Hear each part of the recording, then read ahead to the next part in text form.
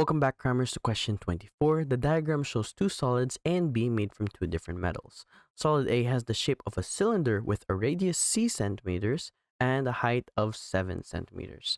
Solid A has a mass of 2,000 grams, solid B has a mass of 3,375 grams, and a volume of 450 centimeters cubed. All of the metal from solid A and solid B is melted down to make a uniform solid C. There is no change to mass or volume during this process. So that means the mass of C is equal to the mass of A plus the mass of B. And for volume, so we can write here volume of C is equal to volume of A plus volume of B, since they're being melted down to make the uniform solid C. Work out the density of solid C correct to 1 decimal place. So density is equal to mass over volume. So if we can find the total mass, we can then find the total volume, and we can then find the density. So let's do that. We can see here that the volume for A is not actually given. We only have measurements. Thankfully, though, the measurements for solid A are given as 3 centimeters and 7 centimeters. And we know that the volume of a cylinder is pi r squared times height.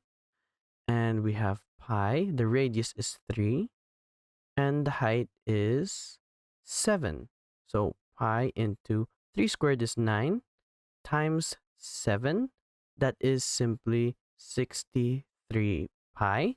And now we can combine everything. So density is equal to the mass of A, which is 2,000, plus the mass of B, which is 3,375, divided by the volume of A, which we found to be 63 pi, plus the volume of B, which is 450.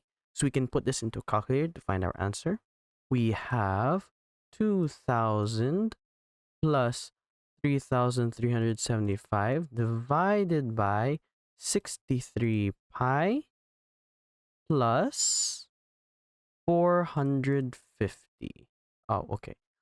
Plus 450. That gives us 8.29, which is equal to 8.29 rounded to the nearest decimal place. So since this is the first decimal place, we round up. So this is equal to 8.3. 8.3 grams per centimeter cube. Thanks for watching. Cram, then scram.